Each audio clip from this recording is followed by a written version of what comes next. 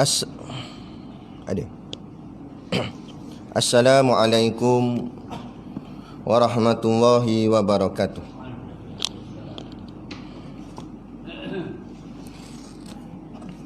Ila hadrati sayyidina wa habibina wa syafi'ina Muhammadin sallallahu alaihi wasallam wa ila arwahi abaihi wa ikhwanihi minal anbiya'i wal mursalin salawatullahi wa salamuhu alaihi wa alaihim ajma'in wa ala ali kulli wa sahabati wal qarabati wa tabi'in wa tabi'i tabi'in bi ihsanin ila yaumiddin wa ila arwahi walidina wa muallimina wa zawil hukuki alaina ajma'in wa khususan ila hadrati al-alim al-alamah Syekh Abdul Samad Al-Panimbani rahimahullah ta'ala bisiril Fatihah. Bismillahirrahmanirrahim.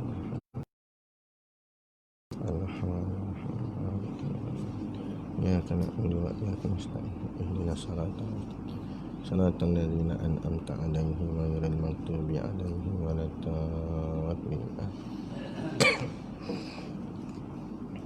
Bismillahirrahmanirrahim.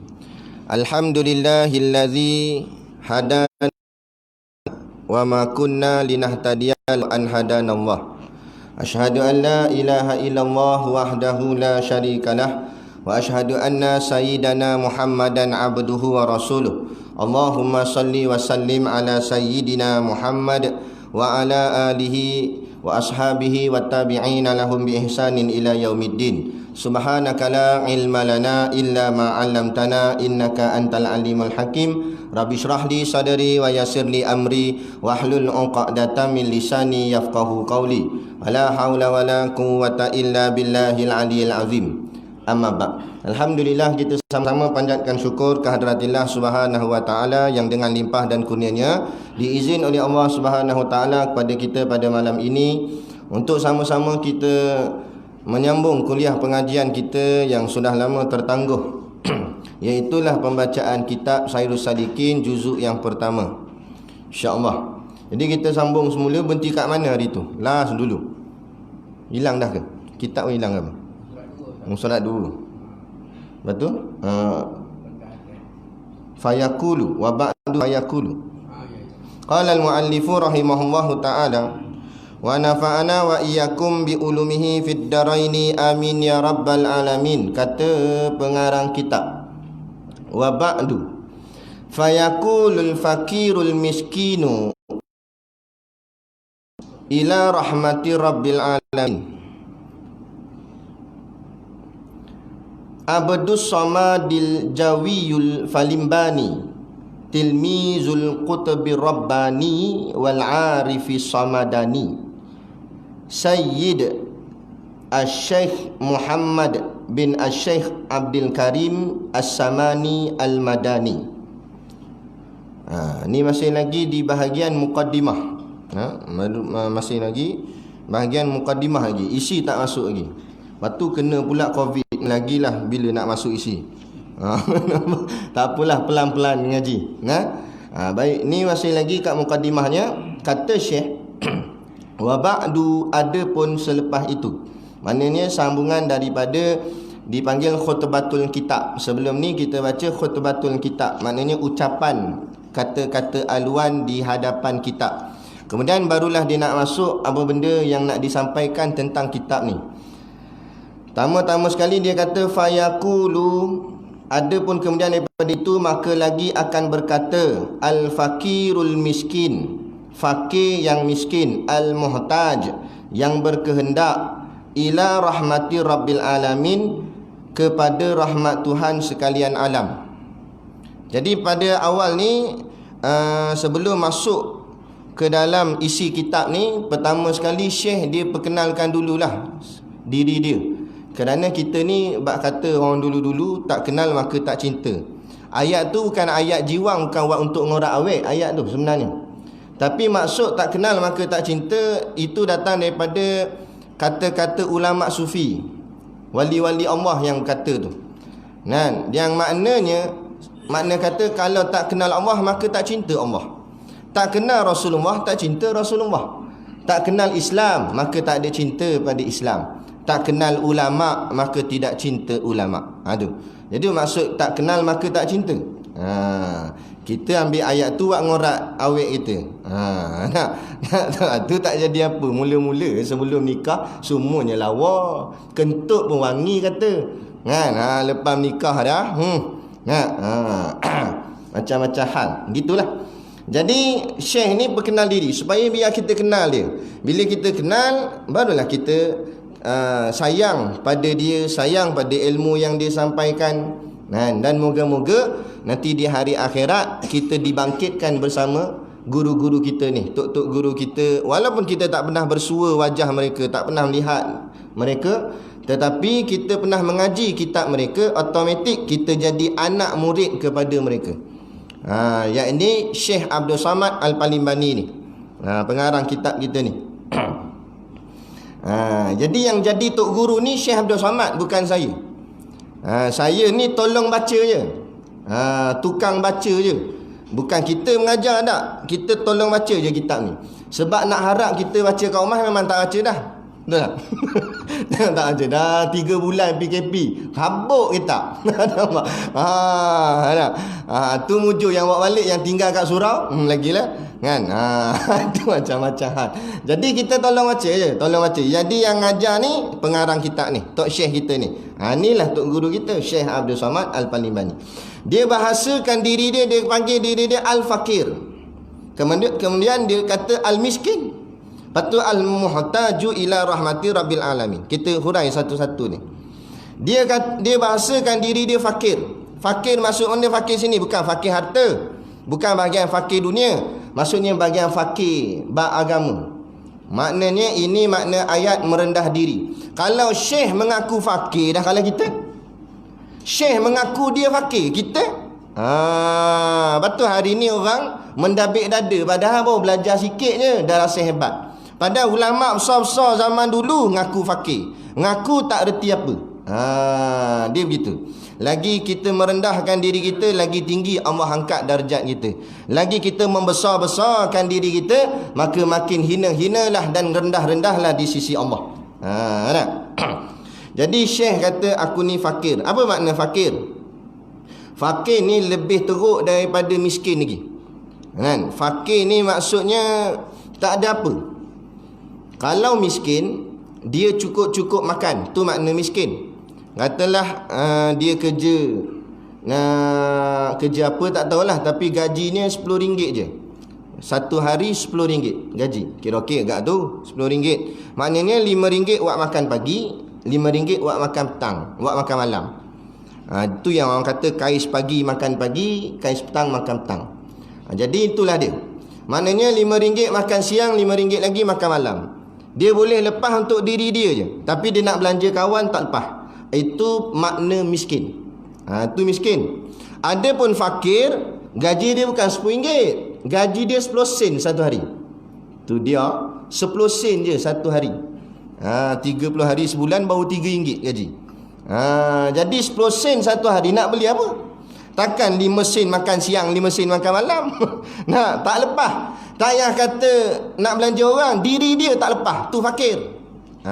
Batu dalam Allah bahasakan pada kita semua makhluk dia ni. Allah kata apa? Antumul fuqara'u ilallah. Kamu semua fakir di sisi aku. Nak bagi kita sedar, tapi tak, kita ndabik dada dah. Jawatan, pangkat, harta, rumah, kereta, semua aku punya. Kalau sungguh kita punya, wak masuklah dalam kubur. Tak boleh.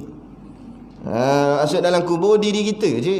Itu pun mujur atas syariat Islam kerana menjaga maruah diri kita, badan kita, maka dibalutlah dengan kain. Kalau ikut tanam terkotang kanting bogel gitu je. Sebab nak bawa balik tu kosong, tak ada apa.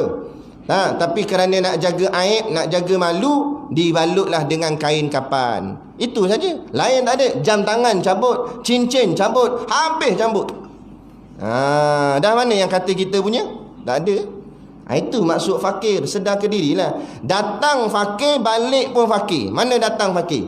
Siapa sini keluar daripada perut mak dia siap dengan jam tangan siap, dengan baju siap, ada? Pakai pampers siap dah? keluar bogil. Tak kira siapa lah. Tak kira Tok Imam, Tok Bilal, Ustaz, Tok Guru. Tak payah kata Tok Guru, Agong keluar bogil. Dah Perdana Menteri lagi lah. Yang berubat Perdana Menteri pun sama kak. Nampak? Semua keluar perut mak bogil belaka. Tak kira siapa-siapa. Nak menunjukkan kita semua sama di sisi Allah. Apa yang sama tu? Fakir. Kemudian bila hidup kat dunia ni, Allah pinjamkanlah rezeki-rezeki yang datang daripada Allah. Allah beri. Sebab tu Allah sebut wa mimma razaqnahum yunfikun, dan belanjakanlah sebahagian rezeki yang aku berikan kepada kamu. Maknanya rezeki tu pun aku bagi. Kemudian Allah kata dermalah sikit. Tabung pun lalu. Tu timing tepat. Nampak? Tu. Kan? Tu maknanya fakir. Biar sedar ke diri. Bila orang mengaji gitulah. Kalau bahagian lagak pakaian, semua nampak sama, betul tak? Kaju Melayu semua kaju Melayu, YB kaju Melayu. Kan, kopiah songkok tinggi, hebat tengok gaya. Tapi bahagian pemahaman sama? Tak sama. Tu yang Allah kata, kul hal yastawil ladzina ya'lamuna wal ladzina la ya'lamun. Katakanlah wahai Muhammad, adakah sama orang mengaji dengan orang tak mengaji? Mana sama? Orang mengaji dia kenal dirinya fakir. Orang tak mengaji tak kenal diri fakir. Jadi bila kenal fakir, tak kisahlah mu pegang jawatan apa pun, tapi nampak jawatan semua milik Allah. Pangkat milik Allah. Harta yang aku kecap semua milik Allah. Yang ada pada aku ni pinjaman yang Allah beri sahaja. Tak payah kata harta, anak bini kita pinjaman Allah. Kalau Allah kata nak ambil, ambil. Ada satu orang di Kuala Lumpur. Kes lama dah dulu. Tanah runtuh. Datuk. Rumah orang kaya, banglo besar lah. 3 tingkat rumah. Banglo besar, datuk. Orang hebat, orang kaya. Dah syarikat apa tak tahu lah. Dia maknanya jawatan besar lah, gaji besar. Jadi kebetulan tu dia ada kerja kat luar. Jadi keluarga lain semua tinggal kat rumah. Lepas tu dapat berita kata kawasan rumah dia tanah runtuh. Sampai di rumah tak ada dah. Ranak habis. Tanya keluarga saya semua mana? Mati semua. Allah ambil dalam masa 1 hari serentak, bini, anak semua habis. Dengan harta sekali habis. Rumah habis, semua habis. Tergamam datuk. Senyap tak kata apa. Barulah hari tu dia mengubah diri dia. Kan? Dia mula dia ada duit, tak apa dah masalah, boleh beli rumah lain. Tapi dia start daripada tu, dia orang cakap apa, dia kerap duduk di masjid, iktikaf di masjid, duduk bersihkan masjid. Datuk tikaf masjid apa semua, dah tak peduli dah hal-hal dunia, kayu golf ke apa tak ada dah. Main kat masjid je lah. Sapu sampah, bersihkan rumah Allah dan sebagainya. Bila orang tanya kenapa tiba-tiba jadi begini ni, baru aku tahu siapa aku, dia kata. Aku ingat segala yang aku ada ni semua milik aku, hak aku. Tapi Allah nak tunjuk depan mata aku, Allah ambil segala yang aku sangka tu milik aku, ambil senyap tu. Dalam masa sehari aku hilang segala-galanya. Tapi atas kasih sayang Allah, walaupun Allah ambil segala keduniaanku, hartaku, anak biniku, tapi Allah berikan kepadaku hidayah. Hari ni aku dapat hidayah yang dapat mengembalikan diriku untuk taat kepada Allah, supaya dapat ingat Allah. Takdirnya akhirnya dia ni mati sujud di dalam masjid.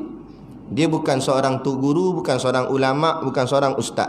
Dia hanya orang biasa, tapi Allah pilih dia. Kerana pengorbanan dan kesungguhan dia dalam berhijrah untuk mencari Allah Ta'ala, untuk berjalan kepada Allah Ta'ala. Itu yang kita nak sedarkan diri kita ni, atas nama kita ni fakir. Maknanya kita ni tak ada apa. Pegang situ kemah-kemah. Sampai bila-bila kita pegang ni. Esok kalau dapat jawatan apa pun, manalah tahu ni PRU nak kata nak buat pula, dapat jadi YB ke apa, tak apalah, YB pun fakir, pegang situ. Tukar, jangan tulis YB lah. YF, yang fakir. Barulah makna kita sedar diri kita siapa. Kemudian tak cukup dengan fakir, dia kata miskin. Nampak tu? Al-fakirul miskin. La ilaha illallah. Padahal dia namakan diri dia fakir pun rendah dah. Dia tambah pula fakir miskin. Aku ni fakir miskin, dia kata. Allah, ni kata ulama zaman dulu. Ulama zaman dulu tak dabik dada. Zaman sekarang ni Allah. Itu ada patah. Orang tua-tua kata, orang dulu-dulu mengaji kitab kecil-kecil tapi fahamnya luas. Orang zaman sekarang mengaji kitab besar-besar tapi fahamnya sempit. Ni. Nah, orang dulu kitab turah ya, kitab pondok nipis-nipis ya. Nah, tapi alim. Nah, orang sekarang ngaji bukan main, tebal-tebal kitab, hempuk atas kepala pengsan. Nah, tapi tengok fikiran sempit, bid'ah sana, bid'ah sini, tahlil bid'ah. Nah, salam pas mayang bid'ah, baca doa bid'ah, semua bid'ah. Nah, dah naik motor tak bid'ah pula. Nampak? Pelik sungguh. Ni kata fikiran jadi sempit. Orang lain dulu mengaji juga. Lepas tu bangga ada title profesor, PhD, master. Zaman dulu tak ada. Sampai orang panggil ulama besar, imam tetap merendah diri. Hebatnya orang zaman dulu, merendah diri. Kan? Tu. Sebab apa? Sebab mereka faham diri mereka ni siapa. Hari ni bila kita tengok dari golongan yang mengaji agama pun sudah membangga-bangga diri, bayangkan kita yang kurang pengajian agama. Faham tak maksud anda? Maknanya orang yang mengaji agama balik Mesir, balik Yaman, balik Jordan, hadis dalam kepala, ayat Quran dalam kepala pun kadang-kadang tertewas dengan hasutan iblis dan hawa nafsu. Terikut dengan membangga-banggakan diri. Ini kan pula kita yang kurang-kurang aja ni. Nak lagi lah. Maknanya inilah fitnah akhir zaman. Jaga sungguh. Payah. Sedang orang ada ilmu pun boleh terbalik, sedangkan kita yang kurang ilmu lagi lah. Tu.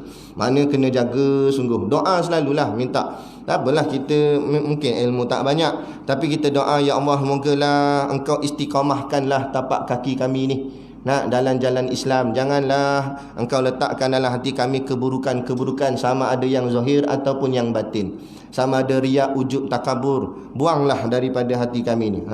Kerana kita takut perkara-perkara begitu. Kadang-kadang kan balik Mesir pun, kan balik Yaman, balik surau je belagak dah. Kan balik Mesir, balik surau. Tengok lalu ke depan kedai warung kopi, nak mencebek terus muka. Ni semua kaki ni, yang bukan kaki surau ni, ahli setan semua ni. Dia bantai orang yang minum kat warung kopi tu. Macam dia rasa baik sangat. Perkara orang buat maksiat, perkara orang buat salah, ya kita kena nyatakan salah ni. Yang ni salah tak semayang ni salah. Tapi sekali-kali dalaman kita, hati kita, jangan merasa kita lebih baik daripada mereka di sisi Allah. Kita nak marah, nak tegur tak salah. Itu memang kerja dan tanggungjawab sebagai kita seorang Islam. Ta'muruna bil ma'ruf wa tanhauna 'anil munkar. Kita kena suruh orang buat benda baik dan cegah mungkar. Tetapi dalam masa yang sama, dari segi tasawufnya, hati ni kena jaga. Jangan sangka-sangka kita ni lebih dikasihi Allah atau lebih baik daripada orang lain di sisi Allah. Takut-takut rupa-rupanya Allah campakkan itu istidraj. Ada orang beramal tapi istidraj sebenarnya.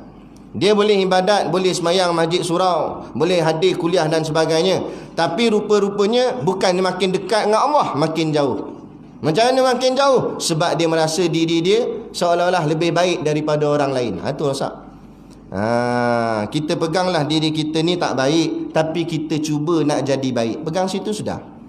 Kita melangkah kaki masuk ke dalam surau ni, pegang kemah-kemah, akulah orang paling bodoh dan paling kurang baik dalam majlis ni, dalam ramai-ramai orang ni. Orang lain lagi banyak baik dia. Sama ada aku nampak atau aku tak nampak. Kadang-kadang Pak Habib main ni, Pak Habib kuliah ni, Pak Habib kuliah makan tak ada kan.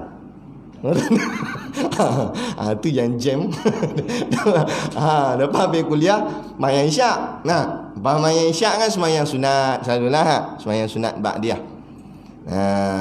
Tengah dalam semayang tu setan cocok. Setan kata, mu tengok kawan-kawanmu balik gitu, kan nak semayang sunat, mu bagus ni. Mu bagus ni, dari dulu tak pernah tinggal semayang sunat. Nampak? Dia kata, let tan. Sikit sudah, jangan up sangat, dia kata. Setan cocok dia, betul pengaruh. Dia rasa dia bagus. Dia nampak orang lain tak bagus. Kita sangkalah walaupun kawan kita balik, tapi kita sangka. Boleh jadi dia tak nak tunjuk semayangnya di surau, dia semayang kat rumah. Boleh jadi kita semayang surau 2 rakaat je, ba'diyah tu. Boleh jadi kawan kita balik, bukan setakat ba'diyah dia buat, dengan witir, kan? Dengan solat hajat pula, sambung lagi baca Quran 4 juzuk. Mana kita nak tahu? Kita sangka je lah, walaupun mungkin tak. Orang tengok-tengok balik tengok wrestling. Biar ke dia. Tapi kita sangka. Sangka orang lain baik dulu banding kita. Itu sifat yang terpuji. Supaya kita kenal diri kita ni al-fakirul miskin. Macam Syekh. Barangkali ikutkan hebat dah Syekh ni nak banding dengan kita. Boleh karang kitab macam ni, Sairul Salikin, tebal-tebal, ilmunya banyak. Kita apa boleh karang? Kan, cikgu sekolah suruh buat karangan pun jenuh nak buat 2 perenggan, kan? Ini kan nak tulis kitab, hebat ulama dulu, tapi mengaku fakir, mengaku miskin dalam bab agama. Tu al-muhtaj, maksud muhtaj yang sangat-sangat berharap. Itu panggil al-muhtaj, yang sangat-sangat. Bukan kalau harap saja tak panggil muhtaj. Ini muhtaj ni terlampau harap. Ibarat contohnya macam Nabi Musa alaihi salam, bila lari daripada tentera-tentera Fir'aun sampai akhirnya sampai Laut Merah. Sampai kat situ habis tak tahu nak ke mana. Depan ni laut, belakang ni tentera. Maka pada siapa hatinya Nabi Allah Musa ni berhajat sangat, kalau bukan hanya kepada Allah. Maka masa tu sangat-sangat berhajat, Allah tolonglah ya Allah, macam mana nak buat ni? Depan laut, belakang tentera. Tu panggil muhtaj. Masa muhtaj tu maknanya terlampau harap. Akhirnya Allah turunkan pertolongannya. Allah perintahkan Nabi Musa untuk ketuk tongkatnya di laut tu, sehingga laut tu jadi terbelah. Jadi kadang-kadang kita pun mungkin berlaku benda-benda begini. Kita sampai satu tahap, kita dah terlampau sempit. Allah nak buat macam mana ni? Kita tak harap orang lain dah, yang kita nampak Allah semata-mata. Itu panggil muhtaj. Tapi itulah kadang-kadang hati kita ni, bila saat tak sempit, saat lapang, saat senang, payah kita nak berharap sangat pada Allah. Kita harap kita dah. Macam duit tengah ada penuh dalam poket ataupun dalam wallet. Kita tak berhajat sangat sebab kita banyak lagi duit. PKP ni kan, mula-mula awal PKP dulu, steady lagi. Bila dah sampai PKP yang ketiga, yang keempat, Allah, baru nak sebut nama Allah. Siapa tinggal RM2 dalam tu? Baru nak sebut Allah, macam mana ni? Duit nak habis ni. Nampak? Tiba-tiba Perdana Menteri pula umum dapat bantuan. Lupa pula Allah, ingat Perdana Menteri saja. Nampak? Tu. Tak ada masalah lah, ambil lah bantuan ke apa ke, duit ada, kan tak masalah. Tapi biar sentiasa didik hati ni ingat Allah. Hajat kepada Allah. Itu dipanggil muhtaj. Syekh ni dia kata al-muhtaj, aku yang sangat berhajat ila rahmati rabbil alamin, kepada rahmat. Rahmat makna apa? Rahmat artinya kasih sayang. Ambil daripada perkataan rahimah. Rahimah tu maknanya kasih. Rahmatun artinya kasih sayang. Yang sangat berhajat kepada kasih sayang Allah. Ni tasawuf. Kalau fiqah, ialah kita buat ibadat ni mengharapkan pahala. Betul? Tak salah. Cumanya kalau ikut grade masih lagi rendah. Tapi tak salah, tak rosak akidah. Sebab apa semayang ni? Nak boleh pahala. Apa nak boleh pahala? Nak masuk syurga. Apa nak syurga? Bidadari. Dia jawab gitu. Tak apa dah. Adakah rosak akidah? Tak. Ulama jawab tak rosak akidah. Cuma tahap imannya sekolah budak pasti. Maknanya iman lemah. Iman dia tu tahap rendah. Tapi okey dah, ada juga iman. Tapi kalau nak jenis iman mahasiswa, iman jenis PhD punya iman tahap tinggi lah. Nak iman tahap tinggi, bukan kerana pahala, bukan kerana syurga, bukan kerana bidadari dah. Semata-mata kerana Allah. Allah semata-mata je. Itu yang jadi, yang diharapkan ialah rahmat Allah, bukan dengan amalannya, bukan dengan pahalanya. Sehingga dia berkata, kalau andai kata aku masuk syurga pun bukan kerana amalanku banyak, bukan kerana pahalaku banyak, tapi kerana Allah sayang pada aku, Allah kasih. Andai kata amalanku banyak mana pun, pahala aku banyak mana pun, tapi kalau Allah tak kasih, agak-agak layak tak layak Allah nak masukkan kita dalam syurga. Situ kunci dia. Nah, jadi bila kita faham kunci dia rahmat, buatlah apa pun dengan rahmat, buatlah apa pun dengan mahabbah. Janganlah semayang kita kerana keterpaksaan, tapi semayanglah kerana kita mencari kasih Allah. Semayang dengan penuh kasih sayang. Bila semayang penuh kasih sayang, dia akan buat cara elok. Contoh macam kereta. Kereta kita baru beli. Plastik cushion kat dalam tu pun tak buka lagi. Sebab apa? Sayang. Bila kereta yang sangat kita sayang, daun jatuh pun tepis cepat. Ngelak atas jalan. Daun, ingatkan ngelak lubang, tak ngelak daun. Sampai gitu jaga. Sebab apa? Sayang sangat. Benda sayang dia akan jaga. Sama akan sayang Allah, maka kita sayang solat tu. Bila sayang solat tu, solat tu memang jaga sungguh. Tata angkat tangannya, letak macam mananya, sopan habis semayang dia tu. Kalau kadar semayang, memang boleh semayang, semua orang boleh semayang. Allahu Akbar. Tapi macam mana kadar kita semayang? Ada orang semayang buat lebih kurang. Ada kadang kita nampak kan, kalau kita singgah RNR ke apa, macam-macam ragam lah kita jumpa. Angkat tangan tu bagus dah angkat tangan, tapi buat malas. Gini kan. Memanglah ustaz, sunat je pun, betul sunat, tapi biarlah buat dengan cara elok, adab. Kan? Kalau kita jumpa sultan pun kita penuh adab, angkat tangan, ampun tuanku, beribu-ribu ampun, amboi jaga sungguh. Dah ini Allah Ta'ala kan, Tuhan kita.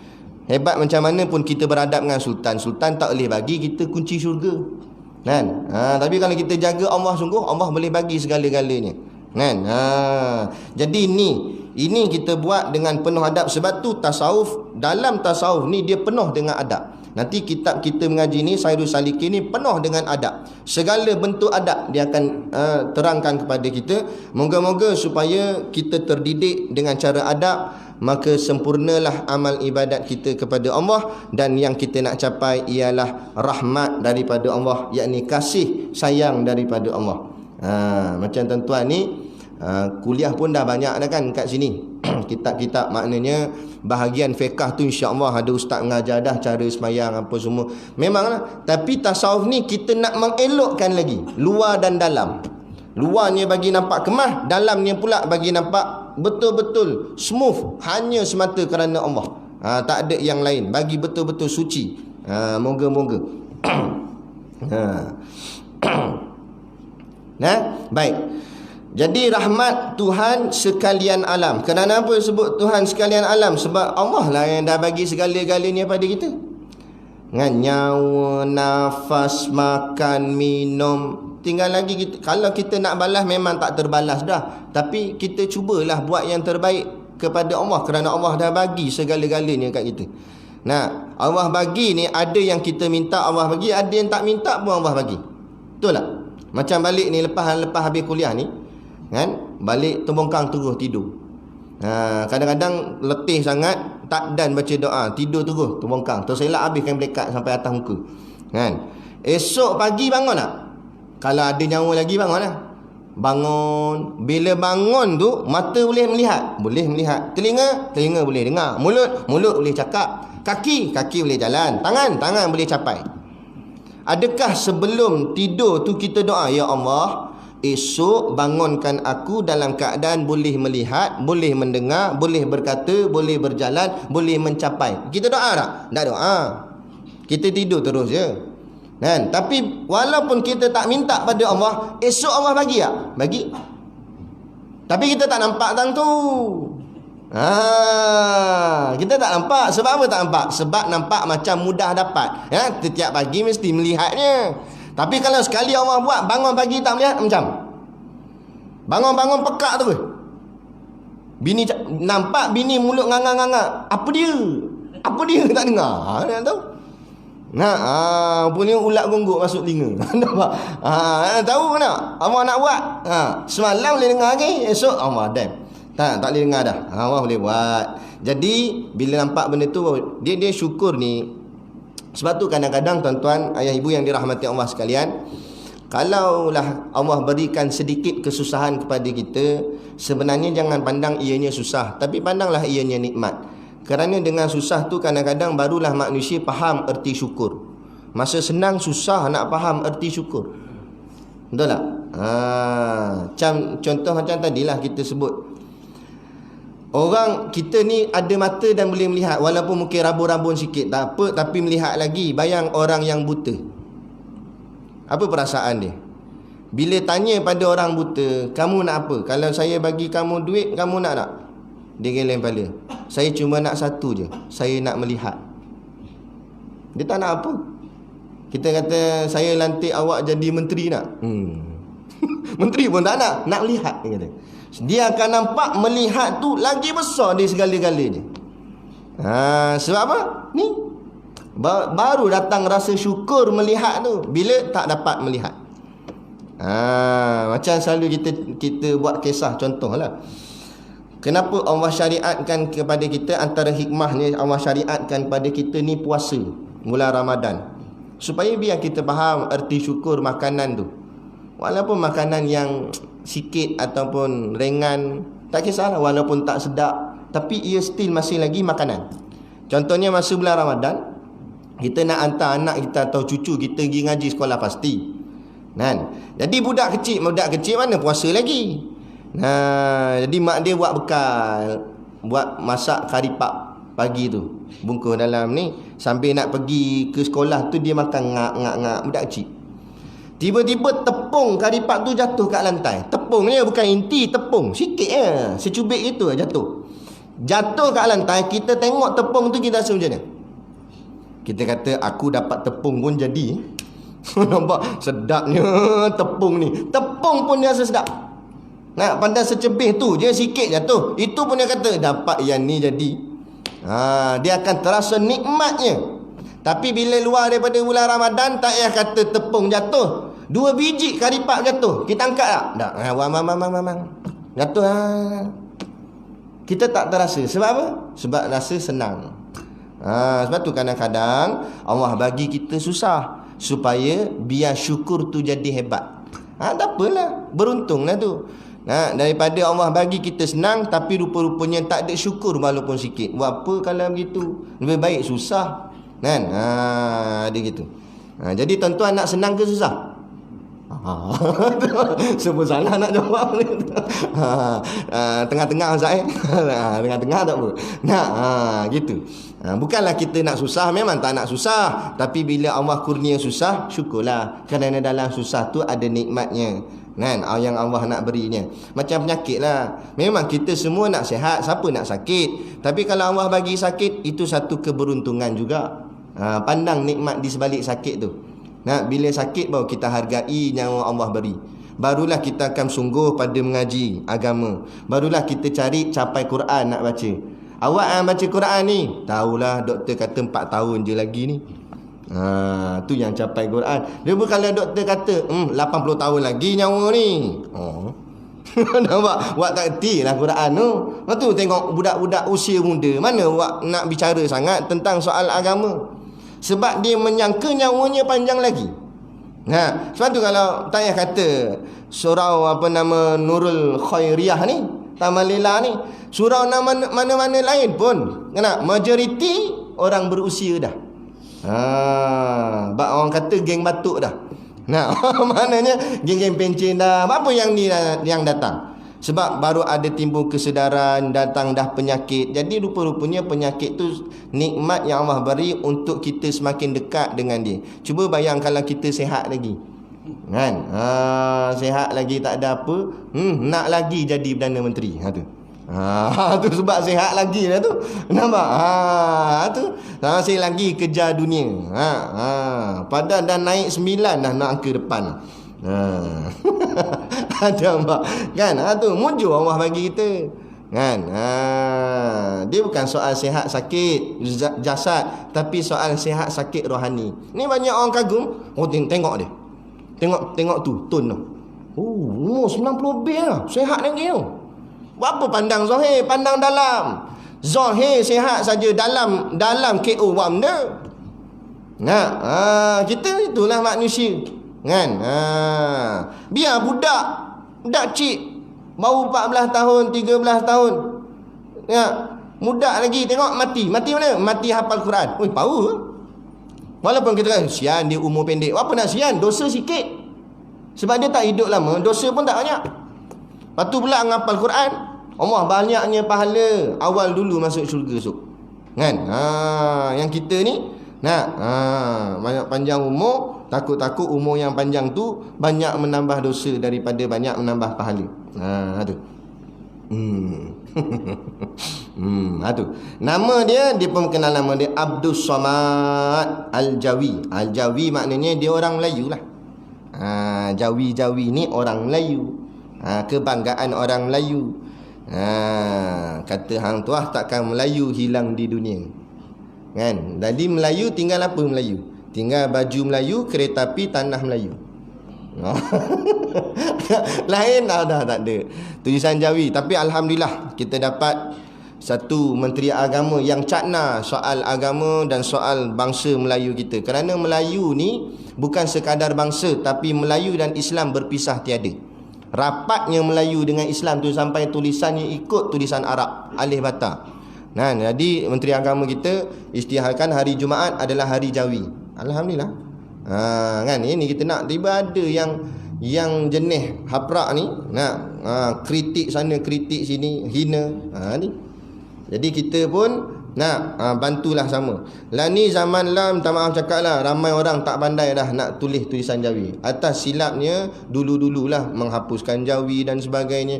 Tulisan Jawi tidak dikembangkan, akhirnya hilang macam tu. Sedangkan sayang, Rumi ni ABC memang kita boleh baca, tapi kita kena tahu sejarah. Rumi ni asal perkataan Rom. Tahu tak Rom tu kat mana? Rom tu barat. Tempat Inggeris sana tu panggil Rom. Kan kita belajar sirah tu, Rom Parsi yang Nabi sebut ni. Rom tu sebelah sana tu, barat sana. Dinisbahkan pada Arab, ditambah ya di belakang, maka bunyilah Rumi. Rumi tu maknanya bukan tulisan sini, bukan tulisan alam Melayu, bukan tulisan Nusantara, tapi tulisan orang barat. Lepas tu sama dengan bahasa Inggeris ABC kita. Jadi apa nak bangga tulisan orang, banggalah tulisan kita Jawi. Kan? Ni jadi kita kena belajarlah.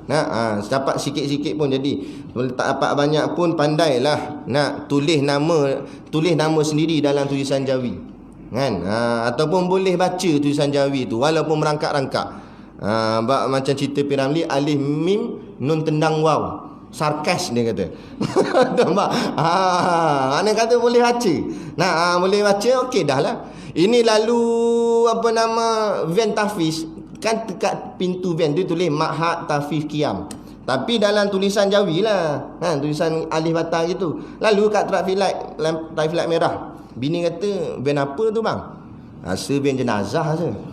Dia panggil jenazah. Padahal budak Tafiz tu dalam. Sebab tak hati baca, dia tengok pusing-pusing. Rasa ni jenazah ni. Allahu Akbar. Sian. Van jenazah mu tu. Biarlah reti kita sikit sebanyak. Sebab itulah jati diri bangsa kita. Dan Al-Palimbani itu maksudnya orang Palembang. Orang dulu-dulu, ulama dulu-dulu, dia akan nisbahkan nama tempat dia, supaya biar nampak asal usulnya di mana. Jadi syekh kita ni orang Palembang. Palembang ni dulu sebuah kerajaan Islam. Dulu banyak kerajaan Islam di Nusantara ni. Hampir 6 ke 7 kerajaan Islam. Tapi akhirnya dimusnahkan oleh puak-puak kafir ni. Puak-puak kafir datang sini bukan nak ambil apa. Dia tujuan utama nak jatuhkan Islam tu. Tujuan kedua baru nak ambil segala hasil bumi yang ada di sini. Tapi tujuan utama Islam dulu. Dalil, kenapa kalau kita tengok sejarah, tentera barat, Portugal ke British ke Belanda tak serang Thailand, Siam. Sebab Siam kafir dah. Nampak? Yang dia serang yang ada kait dengan kerajaan Turki Uthmaniyah dulu. Yang ni kerajaan-kerajaan Islam Palembang, kerajaan Islam Aceh, kerajaan Islam Suluk. Dulu ada kerajaan Islam Suluk. Banyak lagi tempat-tempat. Habis dimusnahkan. Dihancurkan. Tempat kita Melaka lah. Kerajaan Islam Empire Melaka. Yang berdiri gagah dulu. Beratus tahun tu mereka nak cuba kalahkan, tapi tak berjaya. Kita baru berapa puluh tahun merdeka, banyak tewas dah ikut barat. Orang zaman dulu pertahan bangsa Melayu dan agama Islam beratus tahun. Barat tak boleh masuk. Kita hari ni habis terikut cara Barat. Habis kan? Barat buat apa pun nampak betul laju. Tu Tilmizul Qutbi Ar-Rabbani, yang artinya murid. Tilmiz tu maknanya murid. Al-Qutbi, murid yang utama, yang mengutamakan Ar-Rabbani, yakni yang mengaji tentang Rabbani. Rabbani ni apa? Maknanya ketuhanan. Yang dia ni mendahulukan atau pengajiannya itu atas Rabbani, ketuhanan. Dia gini, kalau kita tengok ulama-ulama zaman dulu, kebanyakannya mereka buka pondok berbanding tahfiz. Bukan kita merendahkan tahfiz, tidak, tapi kita nak kaji. Ulama dulu-dulu kebanyakannya buka madrasah pondok berbanding membuka tahfiz. Berbeza dengan asatizah sekarang, kebanyakannya buka tahfiz berbanding pondok. Terbalik. Kenapa ulama dulu banyak buka pondok? Antaranya kerana pondok-pondok melahirkan ulama. Tahfiz jarang-jarang melahirkan ulama. Kerana tahfiz hanya fokus pada penghafalan Quran semata, tapi tidak ada kadang-kadang di dalamnya pengkhususan terhadap pengajian kitab fardu ain. Adapun pondok-pondok tekan tauhid, fiqh, tasawuf, kan? Semualah ilmu-ilmu agama, sehingga boleh melahirkan generasi-generasi ulama pada masa-masa seterusnya, kan? Jadi itulah sebab kenapa orang zaman dulu, ulama zaman dulu, mereka bersungguh-sungguh melahirkan pondok-pondok supaya dapat melahirkan pelapis-pelapis ulama. Orang zaman dulu bekerja, cari duit untuk belajar agama. Orang zaman sekarang belajar agama untuk cari duit. Situ masalah, kan? Kita tak tuding jadi siapa-siapa, kita sebut umum. Orang zaman dulu mempah pula lah, pergi kait sawit lah, toreh getah lah, pergi cari duit. Sebab apa ni tanya ni? Sungguh sangat bekerja ni. Dah nak pergi belajar kat Mekah, nak belajar agama, nak belajar Madinah. Sebab zaman dulu mana kapal terbang ni, naik kapal laut. Jadi susah, zaman susah. Mempah pula cari duit. Tujuan cari duit sebab nak belajar agama. Zaman sekarang pula terbalik, belajar agama sebab nak cari duit, membesar-besarkan diri masing-masing, kan? Membangga-banggakan, bermewah-mewah, kan? Habislah jadi rosak. Ini kita risau, kan? Nak berlebih kurang sudahlah atas tujuan. Kita pakai itu atas tujuan. Macam saya ikut tok guru saya lah. Tok guru saya pakai hailak, saya pun belilah hailak. Pakai hailak tu bukan sebab kita nak bermewah-mewah. Mewah apa? Sakit aku nak bayar. Tayar saja kat berapa ratus pula. Bukan pasal nak mewah, tapi sebab nak bawa barang niaga. Barang niaga tu pun untuk perjuangan Islam, untuk sekolah pondok. Sebab kita tak ada bantuan apa-apa, semua atas hasil usaha sendiri. Dan tok guru kami ajar, walaupun sekarang ni kerajaan dah banyak menilbahi kita, sebahagian kita pun jadi sebahagian daripada kerajaan. Walaupun begitu, kata tok guru, jangan terlampau kita berjinak-jinak, kan? Jangan terlampau berjinak-jinak. Hari tu esko agama, jabatan agama pun dah datang sekolah kami, gini-gini, kata nak bagi bantuan. Tok guru jawab, tok guru Siddiq Noh jawab. Dia kata bagi bantuan jangan ikut sekolah patipah je, bagi semua sama, kan? Kalau kalian datang ke sekolah Ana ni sebab nak, kerana Ana ni orang PAS, nak bagi Ana tak nak terima kalau gitu. Tapi bagi atas dasar semua, untuk semua, kan? Dan tok guru pesan ke kami, jangan terlampau. Orang nak bagi kita ambil, tak ada masalah, tapi jangan berharap ke situ, kerana takut kurang jihad kita. Kita akan kurang dalam masalah jihad. Sebab apa? Kita dah senang. Yang ni yang kita takut. Masa kita kalah tak apa, kita berkobar-kobar semangat berjuang, takbir Allah, bergegar kubah, kan? Jihad sungguh. Dah masa menang, tak ada bunyi tabir dah. Nampak? Slow dah, gini dah, kurang, takut jadi begitu. Jadi sebab tu kadang-kadang Allah bagi kita susah, kerana Allah nak naikkan semangat kita, semangat juang yang tinggi. Biar kita sanggup korban apa saja. Itu makna jihad. Jihad yang sungguh-sungguh. Baik, Rabbani wal arif as-samadani. Dan orang yang arif, apa maksud arif? Arif di sini maknanya arif billah, orang yang sangat kenal sungguh-sungguh Allah Taala. Bukan kenal biasa-biasa, kenal sungguh. Kita kenal pada nama je. Siapa Tuhan kamu? Allah lah, kita jawab gitu. Memang itu baru kenal nama. Ada orang alim-alim ulama, mereka kenal yang sungguh. Sehingga kenal yang sungguh tu apa saja yang dipandang dia nampak Allah bersama dia. Sehingga tidak ada apa sebarang takut di dalam hati dia. Jadi kadang-kadang saya ni dalam ceramah-ceramah tu kadang-kadang lantang lah. Sehingga ada satu orang polis datang jumpa saya. Dia kata, Ustaz ni berani sungguh lah. Kan? Lawan sana, lawan sini. Nak tikai sana apa semua sini. Awak Ustaz berani sangat ni? Tanya. Kita kata kalau ikut berani tu tak berani juga sebenarnya. Takut juga nak. Lagi nampak gari, nampak lampu biru takut dah. Takut juga tu ada. Tapi sebab kita nampak apa depan kita. Macam orang bawa kereta lah. Kan? Kalau lampu dia terang suluh ke depan, nak clear, cermin dia pun kalau hujan turun pun tapi cermin dia boleh tepih air tu sehingga dia nampak, dia boleh laju daripada orang lain lagi.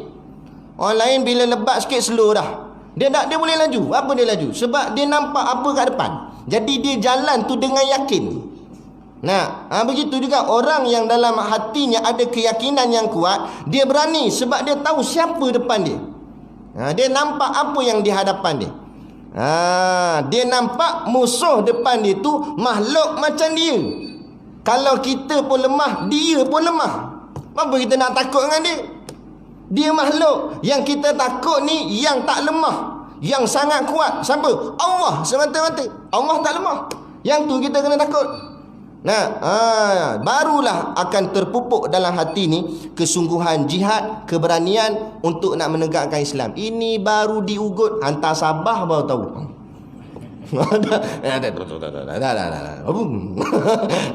Tak berani cakap dah. Dengar Sabah tak ni dah. Dengar Sarawak tak ni dah. Potong allowance lah apalah. Ugutan. Orang kalau dia tak terikat dengan apa-apa keduniaan ni, jawatan, pangkat, harta, mu ugut lah. Nak tarik duit aku, nak tarik pangkat aku, mu tarik. Sebab aku berjuang bukan kerana pangkat dan harta. Aku berjuang kerana Allah.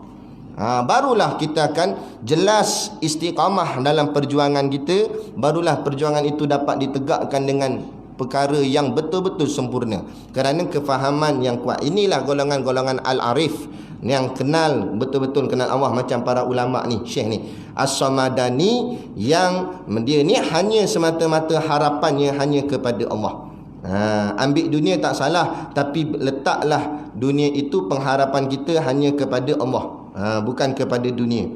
Sayyid Al-Syekh Muhammad Ibni Syekh Abdul Karim As-Samani Al-Madani. Ini nama tok guru dia. Dia perkenalkan, dia kata aku murid kepada Syekh Muhammad bin Syekh Abdul Karim As-Samani. Syekh apa nama tok guru dia ni, setengah pandangan mengatakan tok guru ni wali kutub. Maksud wali kutub, ketua segala wali. Tok guru kepada Syekh Abdul Samad ni, iaitu Syekh Muhammad bin Abdul Karim As-Samani. Karamah tak karamah dia, siapa yang ada niat nak mengaji dengan dia akan sampai depan mata dia. Hebat tak hebat dia punya karamah. Kita terdetik ke hati, nak mengajilah dengan Syekh Muhammad bin Abdul Karim As-Samani. Pejam mata, buka balik depan mata dia dah. Walaupun duduk Malaysia ke duduk mana ke, duduk sampai situ tu. Tapi kalau dia reda lah, kalau dia setuju jadi anak murid dia, barulah terjadi dengan izin Allah kan. Kita duduk rumah tengok, nak ngajilah kuliah dekat Taman Lela, dekat Surau Nurul Qariyah, pejam mata 14 kali pun tak sampai kalau tak pergi. Asal tak sampai-sampai. Ada karamah. Tu hebat. Alim ulama dulu, karamah mereka tu. Anak murid dia yang antara yang hebat, salah seorang ni Syekh Abdul Samad Al-Palembang, lagi dua Syekh Daud Al-Fatani, seorang lagi Syekh Arsyad Al-Banjari. Tiga orang ni. Tiga orang ni lepas dia dah mengaji habis dah dengan syekh dia, tok guru dia Syekh Abdul Karim ni, Kemudian dia minta izin balik lah. Bila nak balik tu dia belajar sama-sama. Jadi nak pisah tu sayang. Akhirnya seorang duduk Palembang, seorang duduk Patani, seorang lagi Banjar. Kan seorang nama Syekh Asyad Al-Banjari duduk Banjar, Syekh Abdul Samad Al-Palimangi Palembang, Syekh Daud Al-Fatani Patani. Jadi nak pisah sebab tempat lain-lain. Jadi ambil titik tengah. Titik tengahnya katanya setengah riwayat kata di Singapura waktu tu. Berhenti kat Singapura. Jadi masa tu tiga-tiga ni nak berpisah lah. Seorang pergi sana, seorang nak balik kampung masing-masing. Jadi singgah semayang kat satu masjid. Dia bila nak semayang tu dia tengok kiblat ni lari. Jadi mereka 3 orang ni, tok guru ni lah, ulama-ulama ni semayang ikut kiblat yang mereka pegang betul. Kiblat masjid tu macam ni, mereka semayang macam ni. Maknanya lain daripada kiblat masjid tu. Riuh lah satu masjid. Orang kampung kata, apa ni? Mana datang ni? Kain serban besar-besar tapi semayang tak ikut kiblat. Mana datang ni? Habis daripada semayang ada seorang tegur, awak semayang menghadap sana. Syekh salah seorang ni Syekh kata sebenarnya kiblat lari masjid ni. Kiblat yang betul yang kami semayang. Bukan yang masjid ni. Mandai mana datang tahu, lepas tu kata kiblat kami salah. Apa buktinya? Dia pun baca Bismillahirrahmanirrahim, dia tiup pada tangan, dia talikan tangannya ke depan, terpampang Kaabah di hadapan. Semua yang dalam masjid nampak.